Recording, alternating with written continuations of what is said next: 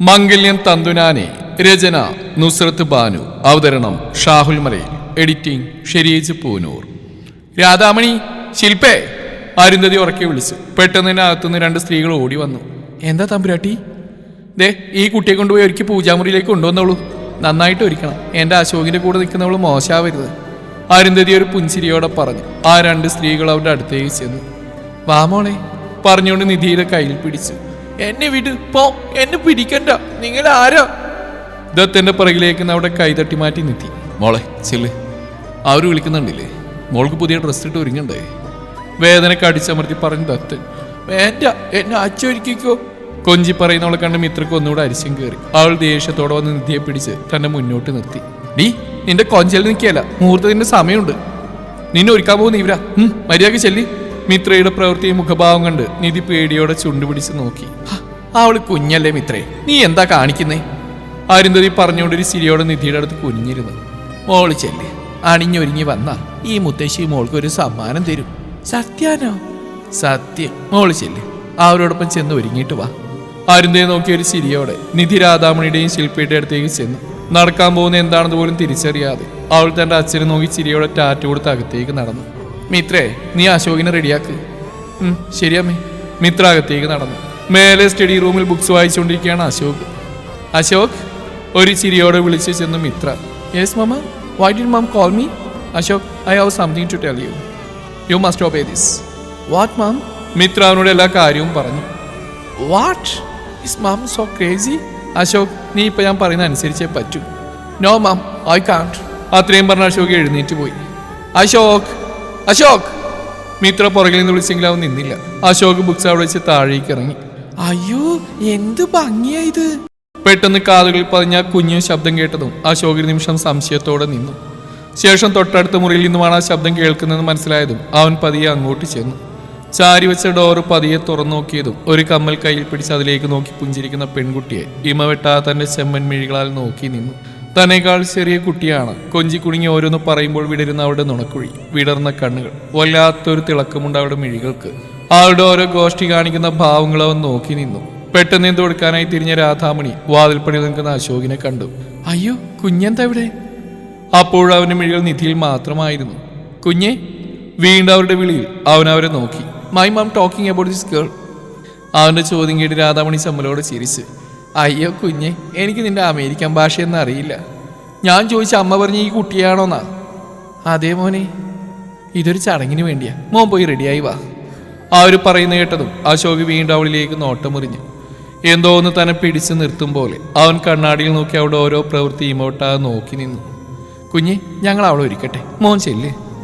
രാധാമണി വീണ്ടും പറഞ്ഞു. അവൻ അവിടുന്ന് പുറത്തേക്ക് ഇറങ്ങി. അപ്പോഴും ചിരിക്കുമ്പോൾ വിടരുന്ന അവളുടെ നുണക്കുഴി അവന്റെ ഉള്ളിൽ അത്രമേൽ പതിഞ്ഞ പോലെ തോന്നി അവന്. അശോക്! പുറകിൽ അരുന്ധതിയുടെ വിളി കേട്ട് തിരിഞ്ഞു നോക്കി അവൻ. ഗ്രാൻഡ്മ, ആ മോൻ ഇവിടെ നിൽക്കാണോ? അച്ഛമ്മയുടെ മോനെന്ന് വന്നേ, അച്ഛമ്മ ഒരു കാര്യം പറയട്ടെ. പറഞ്ഞുകൊണ്ട് അരുന്ധതി അവനെ കാടിലേക്ക് വിളിച്ചുകൊണ്ട് പോയി. മോനെ അശോക്, നീ അച്ഛമ്മ പറയുന്നത് ശ്രദ്ധിച്ച് കേൾക്കണം. അരുന്ധതി അവനെ കാര്യങ്ങൾ പറഞ്ഞ് മനസ്സിലാക്കാൻ ശ്രമിച്ചു. Okay grandma, I will obey you. But നിർത്ത്, എനിക്ക് നിന്റെ അമേരിക്കൻ സംസാരമൊന്നും വേണ്ട. നിന്നോട് വന്നപ്പോഴേ പറഞ്ഞല്ലേ ഞാൻ.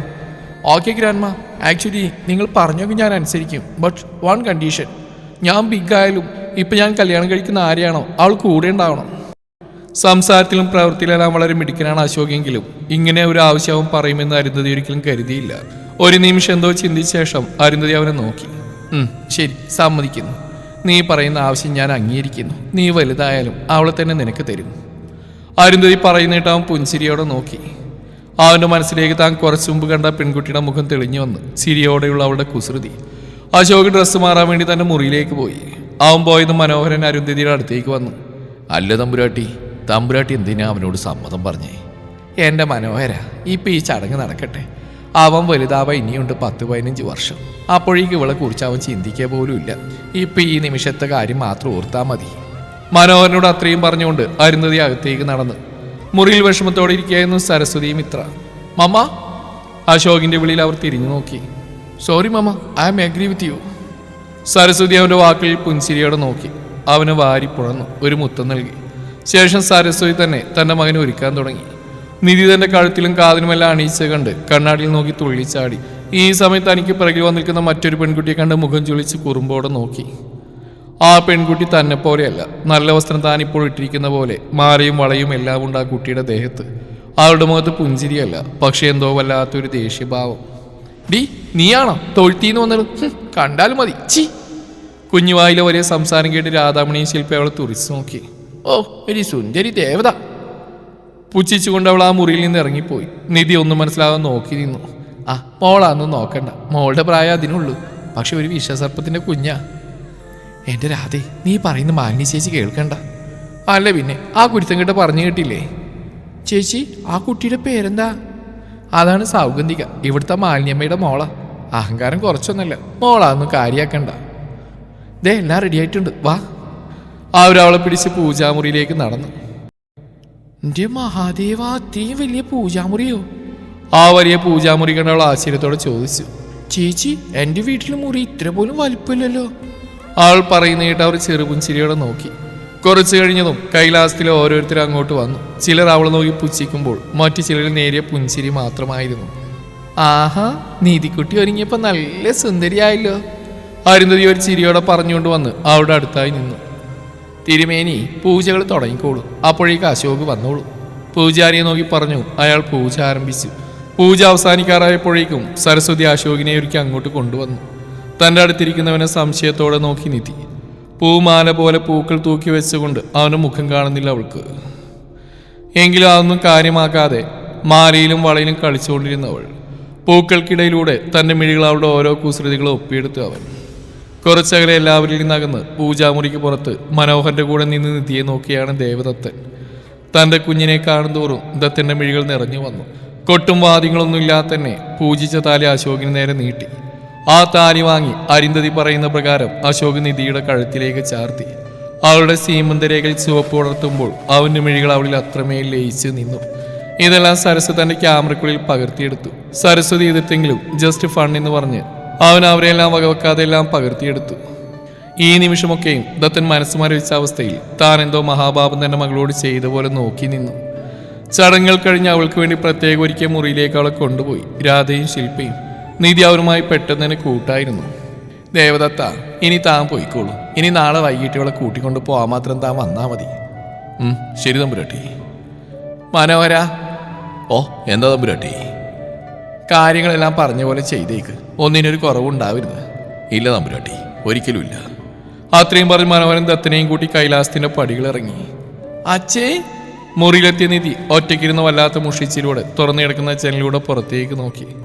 തന്റെ അച്ഛൻ വീടിന്റെ കവാടം കടന്ന് പോകുന്നുണ്ടവൾ ഉറക്കെ വിളിച്ച്. അച്ഛേ, അച്ഛേ, ഞാനുണ്ട് അച്ഛേ. അവളുടെ ശബ്ദം കേട്ട് തിരിഞ്ഞു നോക്കിയ ദത്തൻ ഒരിടർച്ചയോടെ കൈകൊണ്ട് ആംഗ്യം കാണിച്ചു. നാളെ വരാമെന്ന് പറഞ്ഞു അയാൾ നടന്ന് നീങ്ങി. കൂടുതൽ നേരം അവിടെ നിൽക്കാനുള്ള ത്രാണിയിലായിരുന്നു ദത്തന്. പക്ഷേ നിധിക്ക് ഒന്നും തന്നെ മനസ്സിലായിരുന്നില്ല. അച്ഛേ. ആൾ വീണ്ടും ഉറക്കെ വിളിച്ചു. ഡി. പുറകിലാരുടെ ശബ്ദം കേട്ട് അവൾ തിരിഞ്ഞു നോക്കി. അവളെ തുറിച്ചു നോക്കുന്ന സരസ്വതിയെ കണ്ട് അവൾ പേടിയോടെ നോക്കി. ഇവിടെ കിടന്ന് ഇങ്ങനെ കൂക്കി വിളിക്കാൻ ആരും ശബ്ദിക്കാൻ നിൽക്കരുത്, ഇന്നിന്റെ കുപ്പത്തെരുവല്ല. കണ്ണുകൾ വെളുത്തി ഗൗരവത്തോടെ പറയുന്ന സരസ്വതിയെ കണ്ട് അവൾ ചുമരിലേക്ക് ചേർന്ന് നിന്നു. നിങ്ങൾ രാക്ഷസിയാണോ? എന്നെ ഒന്നും ചെയ്യില്ലേ? ഞാനൊരു അച്ഛയോട് പറഞ്ഞ് മിഠായി വാങ്ങിച്ചു തരാം. പേടിയോടെ പറയുന്നവളെ കണ്ട് സരസ്വതി പല്ലി അടിച്ച് അവളെ ദയിപ്പിക്കുന്ന രീതിയിൽ തുറച്ചു നോക്കി. ശേഷം നിലത്തേക്ക് ആഞ്ഞവിട്ടി പുറത്തേക്ക് പോയി. നിധി നിലത്ത് മുട്ടിലേക്ക് തലവെച്ച് ചുമരിൽ ചാരിയിരുന്നു. അല്പം കഴിഞ്ഞ ഒരു തണുത്ത കരസ്പർശം അറിഞ്ഞത് അവൾ ഞെട്ടലോടെ തല ഉയർത്തി നോക്കി. കുറച്ച് നിമിഷം മുമ്പ് തന്റെ കൂടെ നിന്നവൻ ഇപ്പോഴും അവന്റെ മുഖത്ത് ആ മുല്ലപ്പൂക്കൾ കൊണ്ടുള്ള മാല തൂങ്ങിക്കിടക്കുന്നുണ്ട്. അവന്റെ മുഖം തനിക്ക് മുമ്പിൽ കാണുന്നില്ല. അവൾ കൗതുകത്തോടെ ഉറ്റുനോക്കി. ഡാ, നിന്റെ മുഖത്ത് എപ്പോഴും പൂക്കലാണോ? കൊഞ്ചി പറയുന്നവരുടെ വാക്കുകൾ കേട്ട് അവൻ തന്റെ തലയിലൂടെ കെട്ടിവെച്ച് ആ പൂക്കൾ എടുത്ത് മാറ്റി. അവന്റെ കടുങ്കാപ്പി മിഴികളും ചെമ്പൻ മുടിയും ഒരു നിമിഷം അറിയാതെ നോക്കി നിന്നു നിധി. ആ കണ്ണുകൾക്ക് വല്ലാത്തൊരു തിളക്കം. ഡാ, നിന്റെ കണ്ണു കാണാൻ എന്തൊരു ഭംഗിയാ. You can call me Ashok. അവൻ പറയുന്നേട്ട് നിധി നെറ്റി വിളിച്ച് ഉണ്ടുകുറിപ്പിച്ച് നോക്കി അവനെ. അതിന്റെ കാരണം മനസ്സിലായ പോലെ അവനോട് താടിത്തുമ്പിൽ പിടിച്ചു. അതെ, നീ എന്നെ അശോക് എന്ന് വിളിച്ചാ മതി. അശോക്. കൊഞ്ചിക്കൊണ്ട് വിളിക്കുന്നവളെ നോക്കി അവനൊന്ന് പുഞ്ചിരിച്ചു. നിന്റെ പേരെന്താ? നിധി. അശോകിന്റെ ചോദ്യത്തിന് അവൾ ഉറക്കെ പറഞ്ഞു. നിധി, ഇനി എപ്പോഴും ഞാൻ നിന്റെ കൂടെ ഉണ്ടാവും. നീ എന്റെ കൂടെ ഉണ്ടാവില്ലേ നിധി? അവന് നോക്കി കുറുമ്പോടെ എന്തോ ഓർത്ത് അവന്റെ കയ്യിൽ പിടിച്ചു. അശോക്, നീ എന്റെ കൂടെ കളിക്കാൻ വരുമോ? തീർച്ചയായിട്ടും നിധി. നിധി ചിരിയോടെ അവന്റെ കൈ പിടിച്ച് ആ മുറിയിൽ നിന്ന് പുറത്തേക്ക് ഇറങ്ങി. താഴേക്ക് പോകാൻ നിന്നും കയറി വരുന്ന സരസ്വതിയെ കണ്ട് നിധി അശോകിന്റെ കൈ പിടിച്ച് മുറിയിലേക്ക് ഓടി ഡോറിന് മറവിൽ ചാരി നിന്നു. അവന് നോക്കി മിണ്ടല്ലേ എന്ന് ആംഗ്യം കാണിച്ചു. നിധി നിധി ആർ മുറിയിലേക്ക് നോക്കി ചുറ്റും കണ്ണോടിച്ചു. അവൾ അവിടെ നിന്ന് കണ്ടില്ലെന്ന് കണ്ടതും ഒരു മുഷിച്ചിലോടെ തിരികെ പോയി. ഈ നാശം എവിടെ പോയി എന്തോ. പോകുമ്പോൾ അവർ പിറുവിറുക്കുന്ന കേൾക്കാം. അച്ചോകി കണ്ടു രാക്ഷസി. നിധി സ്റ്റോപ്പ്, അതിന്റെ മമ്മയാ നിധി. മമ്മ? നിധി സംശയത്തോടെ ചോദിച്ചു. നിധി അതിന്റെ അമ്മയാ, നീ പേടിക്കണ്ട. അമ്മയോ? അമ്മമാര് ഇങ്ങനെയല്ലല്ലോ. ഇവരെന്റെ അച്ഛൻ പറയുന്ന കഥയിലെ രാക്ഷസിയെ പോലെയാ. കൊഞ്ചി പറയുന്നവളെ കണ്ട അശോക് പൊട്ടിച്ചിരിച്ചു. ആ ചിരിപ്പതി അവളിലേക്കും സ്ഥാനം പിടിച്ചു. കൈലാസത്തിലെ പൂജകളെല്ലാം തുടങ്ങി. നിമിഷ നേരം കൊണ്ട് നിധി അശോകുമായി വലിയ കൂട്ടായി. പൂജയെല്ലാം കഴിഞ്ഞ് രാത്രി കഴിക്കാൻ എല്ലാവരും മേശപ്പുറത്തിരിക്കുമ്പോൾ നിധിക്ക് എങ്ങനെ കഴിച്ചു തുടങ്ങണമെന്ന് അറിയില്ലായിരുന്നു. അവളെല്ലാവരെയും നോക്കിയതിനു ശേഷം മുകളിലേക്ക് പോയി. മുറിയിലെത്തി ജനലിലൂടെ പുറത്തേക്ക് നോക്കി. അച്ഛേ, എനിക്ക് വിശക്കുന്നു അച്ഛേ. മിഴികൾ നിറഞ്ഞു വിതുമ്പുന്ന അതിരങ്ങളോട് പറഞ്ഞു അവൾ. നീ എന്താ ഇങ്ങോട്ട് വന്നേ? നിനക്ക് കഴിക്കാൻ വേണ്ടേ? സരസ്വതിയുടെ ശബ്ദം കാതിൽ പതിഞ്ഞതും അവൾ പേടിച്ചു വരച്ച് പതിയെ തിരിഞ്ഞു നോക്കി. ഒന്നും മിണ്ടാതെ നിൽക്കുന്നവളെ നോക്കി സരസ്വതി ഒന്നുകൂടെ മുഖം കറുപ്പിച്ചു. നിനക്കെന്താ വായിൽ നാവിലടി? ദേ, ഇവിടെ ആരും പട്ടിയെടുക്കാൻ പാടില്ല. ദാ, ഈ ഭക്ഷണം കഴിച്ചോണം. ഒരു താക്കീതോടെ പറഞ്ഞ ഒരു പ്ലേറ്റിൽ ഫുഡ് മേശപ്പുറത്ത് വെച്ച് തിരികെ നടന്നു. നിധി നിറഞ്ഞ മിഴിയോടെ വീണ്ടും പുറത്തേക്ക് നോക്കി. ആരോ തന്റെ താടിത്തുമ്പിൽ പിടിച്ചത് അവൾ തലയിരിച്ച് നോക്കി. ഒരു പുൻസിരിയോടെ നിൽക്കുന്ന അശോകിനെ കണ്ടതും അവൾക്ക് വല്ലാത്ത സന്തോഷം തോന്നി. നിധി, അശോക്, നീ എന്താ ഫുഡ് കഴിക്കാത്തെ? നിക്കിന്റെ അച്ഛയോ അല്ലെങ്കിൽ അമ്മയോ വാരിത്തരാറ്. നിക്കിന്റെ അച്ഛയെ കാണാൻ തോന്നുന്നു അശോക്. അപ്പോ അച്ഛയുടെ കൂടെ പോയാൽ നിനക്ക് എന്നെ കാണാൻ തോന്നില്ലേ? അശോകിന്റെ കൂടെ വാ. വരും, പക്ഷെ ഇപ്പോഴല്ല. ഇപ്പൊ നിനക്ക് ആ ഫുഡ് തരാം, നീ ഇവിടെ ഇരിക്ക്. പറഞ്ഞുകൊണ്ട് അശോക് അവിടെ കയ്യിൽ പിടിച്ച് ബെഡിലിരുത്തി. മേശപ്പുറന്ന് പ്ലേറ്റ് എടുത്ത് അശോക് നിധിയുടെ അടുത്ത് ചെന്നിരുന്നു. ദോശയുടെ പിച്ചെടുത്ത് കറിയിൽ മുക്കി അവൾക്ക് നേരെ നീട്ടി. ഒരു ചിരിയോടെ അവൾ വാ തുറന്നു. അത് മുഴുവൻ അശോക് സ്നേഹത്തോടെ നൽകി അവൾക്ക്. തമാശയും ചിരിയോടെ മുഴങ്ങി കേട്ടു തുടങ്ങി. എല്ലാവരും കിടക്കാനായി അവരവരുടെ മുറിയിലേക്ക് പോയി. നിധിയെ മുറിയിലാക്കി സരസ്വതി ഡോർ ലോക്ക് ചെയ്തു. ഒറ്റയ്ക്ക് കിടക്കാൻ പേടിയാണെന്ന് പറഞ്ഞെങ്കിലും സരസ്വതി അതൊന്നും കാര്യമാക്കിയില്ല. സമയം കടന്നു പോകും തോറും അവൾക്ക് വല്ലാത്ത പേടി തോന്നി. എത്ര ശ്രമിച്ചിട്ടും ജനലടക്കാൻ അവൾ കഴിയുന്നുണ്ടായിരുന്നില്ല. പുറത്തുനിന്നും കേൾക്കുന്ന ശബ്ദം അവൾക്ക് വല്ലാത്ത ഭയം നിറച്ചു. പെട്ടെന്ന് കേട്ട ഒരു ശബ്ദത്തിൽ പേടിച്ചു കുറച്ചൊരു മൂലയിൽ ഒതുങ്ങിയിരുന്നു നിധി. അശോക് തന്റെ കണ്ണുകൾ വലിച്ചു തുറന്നു. എന്തോ നിധിയോർത്ത് അവൻ ഉറക്കം തൊട്ട് തീണ്ടാത്ത പോലെ. തൊട്ടടുത്ത് കിടക്കുന്ന സരസിനെ നോക്കി. അവൻ നല്ല ഉറക്കമാണ്. പതിയെ എണീറ്റ് അവൻ നിധിയുടെ മുറി ലക്ഷ്യമാക്കി നടന്നു. പുറത്തുനിന്നും പൂട്ടി അവളുടെ മുറി കണ്ട അശോക് ഒരു നിമിഷം അതിലേക്ക് നോക്കി. അത് തുറന്നു. ഉള്ളിലേക്ക് കയറിയത് അവന്റെ കണ്ണുകൾ ചുറ്റും എന്തോ തേടും പോലെ തിരഞ്ഞു. ലൈറ്റ് ഓണാണ്. ബെഡിൽ അവളെ കാണുന്നില്ല. അവൻ കട്ടിലിന്റെ പുറകിലേക്ക് നോക്കിയതും നിലത്തൊരു മൂലയിൽ മുഖം പൊത്തി ഏങ്ങിക്കരയുന്ന നിധിയെ കണ്ട് അവൻ അവളുടെ അടുത്തേക്ക് ഓടിച്ചെന്നു. നിധി, നിധി, വൈ ആർ യു ക്രൈയിങ്? അച്ഛേ, അച്ഛേ. നിധി തലയുയർത്തി നോക്കി നിധി അശോകിനെ കണ്ടത് അവൻ ഇറുകെ പുണർന്നു. അച്ഛോ, എനിക്ക് പേടിയാ, ഒറ്റയ്ക്കെടുക്കാൻ പേടിയാ. അതിന് നീ ഒറ്റക്കല്ലല്ലോ നിധി, ഞാനും നിന്റെ കൂടെയല്ലേ. വാ എണീക്ക്. അവളെ നിലത്തൊന്നും പിടിച്ചെണീപ്പിച്ച് ബെഡിലേക്ക് ഇരുത്തി. എനിക്കറിയാം നിനക്ക് പേടിയായിരിക്കുന്നു, അതല്ലേ ഞാൻ വന്നേ. Then I am here too. പുറകിൽ ശബ്ദം കേട്ടത് അശോക് നിധിയും ഡോറിലേക്ക് നോക്കി. അവരെ നോക്കി ചിരിക്കുന്ന സരസിനെ കണ്ടു. അശോക് മിഴിച്ചു നോക്കി. You why did you come here? അശോകിന്റെ ചോദ്യത്തിൽ അവൻ പല്ലിയാട്ടി ചിരിച്ചു. നീ വരുന്ന കണ്ടപ്പോൾ ഞാനും വരുന്നു. Saras, have you forgotten what my grandmother and mother said? Nidhi is my wife. That's why I will always be with her. Okay, but Ashok, don't say anything. Go, lie down and sleep. എന്തോ പറയാൻ നിന്ന് സരസിനെ തടഞ്ഞുകൊണ്ട് പറഞ്ഞു അശോക്. ഇരുവരെയും നോക്കിക്കൊണ്ട് സരസ് തന്റെ മുറിയിലേക്ക് പോയി. നിധി, നീ ഉറങ്ങിക്കോ, ഞാൻ നിന്റെ കൂടെയുണ്ട്. നിധി ചിരിയോടെ അവന്റെ മടിയിലേക്ക് തലയായിച്ചു. തന്നെ തലോടുന്ന അവന്റെ കൈകളിലെ സ്പർശനമേറ്റ് നിദ്രയിലേക്ക് ചാഞ്ഞു നിധി. ഐസിയുന് മുമ്പിലിരിക്കുമ്പോൾ ദത്തിന് വല്ലാത്ത കുറ്റബോധം തോന്നി. അയാൾക്കൊരു ആശ്വാസത്തോടെ കണ്ണുകടക്കാൻ പോലും കഴിഞ്ഞില്ല. തന്റെ മകൾ ഇപ്പൊ ഏതവസ്ഥയിലായിരിക്കും അവിടെയുള്ളവർക്ക് മുമ്പിൽ എന്നോർത്ത് അയാളുടെ ഉള്ളം വിങ്ങി. സൂര്യപ്രകാശം മുഖത്തേക്ക് പതിച്ചപ്പോഴാണ് നിധി കണ്ണു തുറന്ന്. അവൾ ഉറക്കെ ചടവോടെ എണീറ്റു. അച്ഛേ, അമ്മേ. കണ്ണുകൾ തിരുമ്മി തുറന്ന് അവൾ ചുറ്റും നോക്കി. താൻ എവിടെയാണെന്ന് ഓർത്തെടുത്തും അവൾ ഒന്നുകൂടെ ചുറ്റും കണ്ണോടിച്ചു.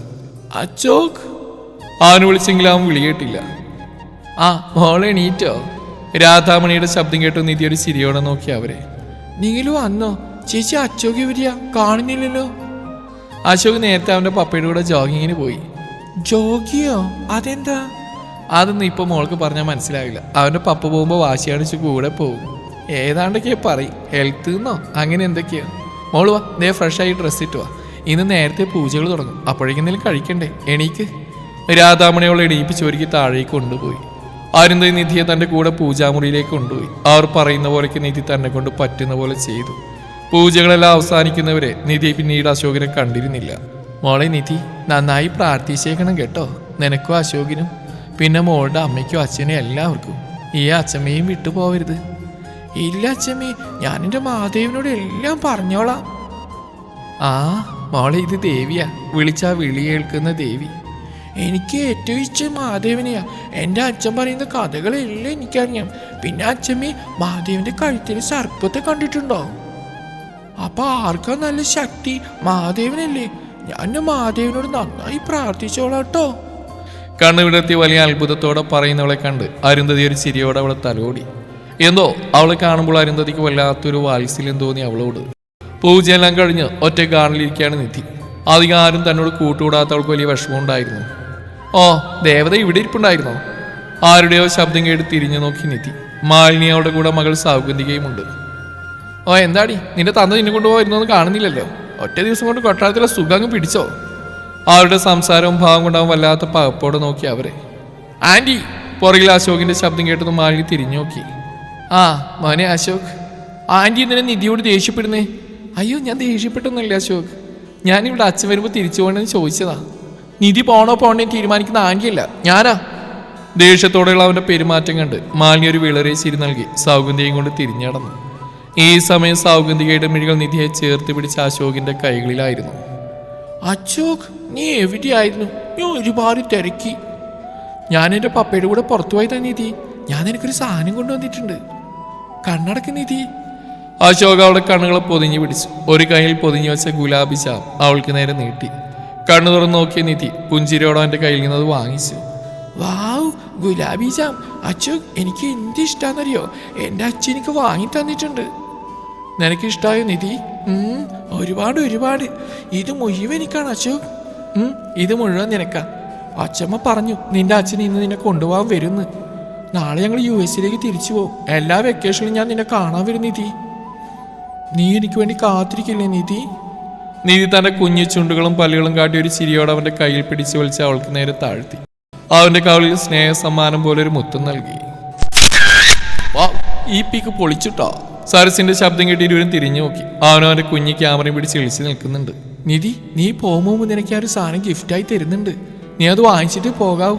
സോ ഇരുവരെ ഇടം കണ്ടിട്ട് നോക്കിക്കൊണ്ട് അവിടെ കയ്യിലെ ഗുലാബി ജാമിൽ എന്ന് പറഞ്ഞെടുത്ത് അവൻ ഓടി. അത് എന്റെയാ. ചുണ്ടുകൂർപ്പിച്ച് അവൾ അവന്റെ പുറകെ ഓടി. അശോക് എല്ലാം കണ്ട് ചിരിയോടെ നോക്കി നിന്നു. നിധി, നിക്ക്, വേണ്ട, നിനക്ക് വേണ്ടി ഞാൻ ഇനിയും വാങ്ങിച്ചു തരാം, വാ.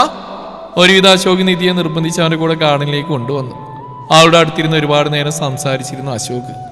നിധി, നിനക്ക് ഒരു കാര്യം കാണിച്ചു തരാം, വാ. എന്താ അശോക്? വാ, പറയാ നിധി. അവളെ വിളിച്ച് അവൻ കൊട്ടാരത്തിന്റെ ഏറ്റവും മുകളിലെ നിലയിൽ കൊണ്ടുപോയി അവിടെ അടഞ്ഞുകിടക്കുന്ന ഒരു മുറി തുറന്നു.